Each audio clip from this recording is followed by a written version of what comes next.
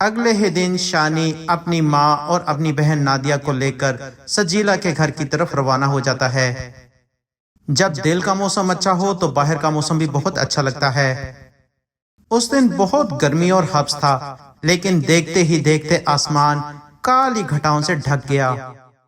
بارش آنے سے پہلے والی تیز ٹھنڈی ہوا چلنے لگی تھی۔ ایسے میں شانی کا دل خوشی سے جھوم رہا تھا۔ اس کی مسرت چھپائے چھپ نہیں رہی تھی اور بار بار چہرے پر مسکراہٹ آ جاتی تھی۔ یہ بات اس کی ماں اور اس کی بہن نے بھی محسوس کر لی تھی۔ وہ دل میں دعائیں کر رہی تھی کہ یا اللہ اب شانی ہمیشہ کے لیے خوش و خرم زندگی بسر کر لے۔ اب وہ دونوں شانی کو مزید پریشان ہونے کا خطرہ مول نہیں لے سکتے تھے۔ اپنی بھابھی کے گھر پہنچ کر وہ ان سے کہتی ہیں کہ ہم اپنی خوشی سے سجیلا کا رشتہ لینے آئے ہیں۔ سجیلا کی ماں کو اب بھی یقین نہیں آتا کہ یہ لوگ سچ کہہ رہے ہیں۔ شانی کی ماں انہیں یقین دلاتی ہیں کہ اس میں شانزے کی مرضی بھی شامل ہے، لہٰذا سجیلا کی ماں مجبوراً مان جاتی ہیں۔ شانی بھی اسی کمرے میں موجود ہوتا ہے، اس کا چہرہ خوشی سے کھل رہا ہوتا ہے۔ آخر اتنی لڑائی اور اتنی جدوجہد کے بعد اسے اپنی بچپن کی محبت مل رہی ہوتی ہے۔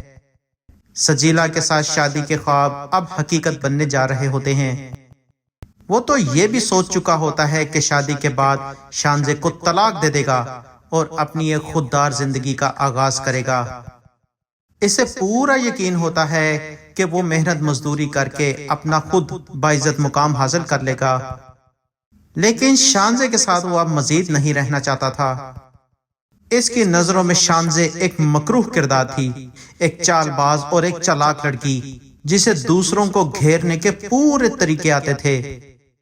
البتہ سجیلا کو اس سارے معاملے میں اپنی ہار محسوس ہو رہی ہوتی ہے۔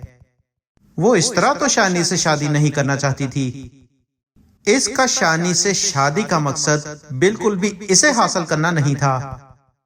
اگر شانی کے ہاتھ میں شانزے کا پورا کاروبار اور اس کا مال و دولت نہ آ جاتا تو اس شانی سے شادی کر کے سجیلا کو کیا فائدہ ہونا تھا؟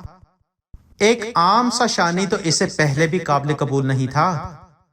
چنانچہ اس موقع پر وہ اپنی کچھ شرائط رکھ دیتی ہے۔ وہ کہتی ہے کہ جب تک شانی ان کاغذات پر دستخط نہیں کرے گا وہ شانی سے نکاح نہیں کرے گی۔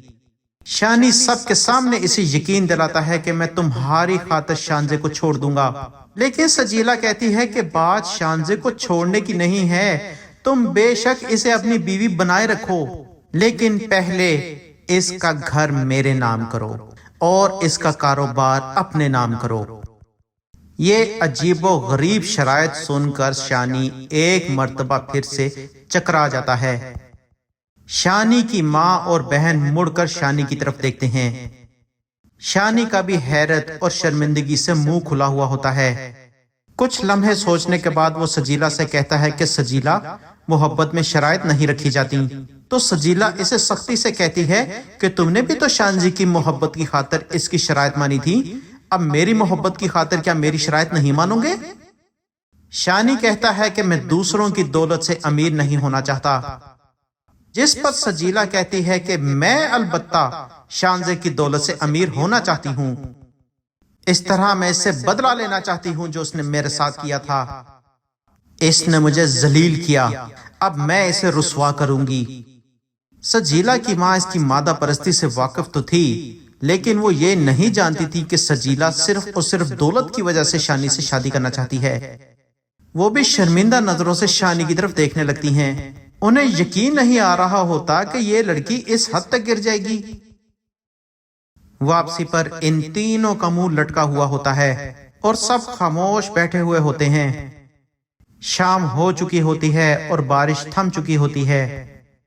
راستے میں لائٹ بھی چلی جاتی ہے اور شہر اندھیرے میں ڈوب جاتا ہے۔ سڑک کے سائیڈ والے درخت اندھیرے میں بھوتوں کی طرح انہیں گھور رہے ہوتے ہیں۔ اب نہ ہی ہوا ہوتی ہے اور نہ ہی موسم کی تازگی۔